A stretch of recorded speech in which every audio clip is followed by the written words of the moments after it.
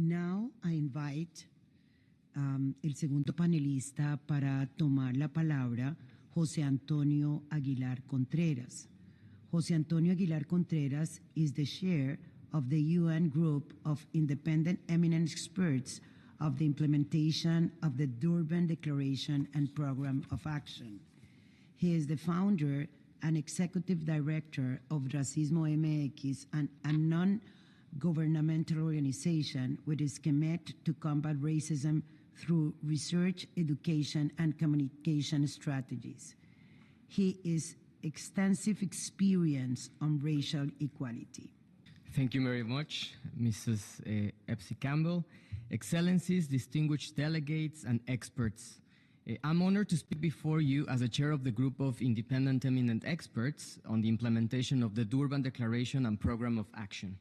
I will start by noting that several significant advances have been made regarding the implementation of the International Decade of People of African Descent. I personally do not have to look further away than my own country, Mexico, where the mestizo narrative, which is the whitening idea inherited from colonialism, have erased Afro-Mexicans from history. However, as a direct result of the Afro-Mexican and anti-racist activism, not only we can proudly claim that Mexico is also black, but it is a legal statement as well, as Afro-descendants are now recognized in the Mexican Constitution, like in other countries as Colombia and Peru. It can be recalled that the section on recognition of the program of activities for the implementation on the International Decade for People of African Descent includes three key components. One, the right to equality and non-discrimination. Two, education on equality and awareness raising. And three, information gathering. Indeed, various recommendations of our group have highlighted issues which are important for the recognition of people of African descent.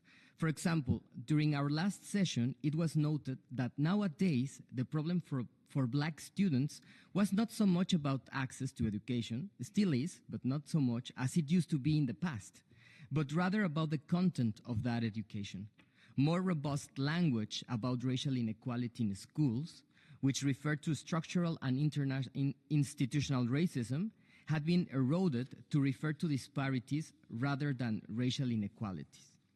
Our group has expressed concerns about the increasing spread of a quote-unquote new racial science that aims to prove that racism, including institutional racism and racial discrimination, do not exist. It noted that educational curricula can also play a negative role by including textbooks and materials that contain incorrect facts about enslavement and colonialism, minimizing their harm and omitting analysis of interlinkages with today's structural racism, reinforcing negative stereotypes about racialized groups, and excluding positive examples and representations of racialized groups in education, both in terms of content and teaching staff. Our group has emphasized that indigenous and black studies at universities and related courses should be made mandatory for all students. It also underlined that a gender and economic inequality perspective is crucial in anti-racist education, as it brings to light the specific experiences and struggle of women, LGBTQI persons, and people living in poverty. During previous sessions, the group has also emphasized that collecting data and information disaggregated by race and ethnicity, as well as other factors, was fundamental, as it allowed for the establishment of diagnostics on the basis of which informed policy decisions could be made. With a view of monitoring progress, the group has recommended that the international community find ways of measuring existing racial inequalities. Now, as we look forward to beginning working on the next decade for people of African descent, new challenges come to light, and many steps are necessary to achieve the full and effective recognition of people of African descent. For example, artificial intelligence and related software menace without automating all racist stigmas, which can be embedded in surveillance algorithms causing racial profiling, while at the same time the quote-unquote new racial science attempts to strengthen all ideas and prejudices that are the base of all the enemies we thought we had defeated, such as apartheid and genocide.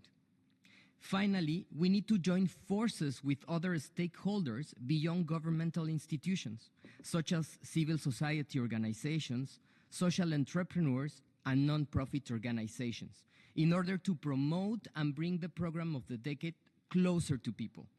Our friend Cecilia Estrada, director of the Women of African Descent Coalition in Mexico City, told us before coming here, the International Decade for People of African Descent has marked a wonderful path forward, but it has yet to permeate fully at street level, at the local institutions and bureaucracies, most of whom have yet to become aware of the decade's sole existence.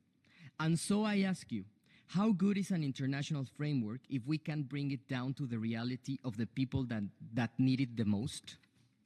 Moving forward, we must ask ourselves what we can do to change lives for better and prove our commitments to people of African descent to make it happen.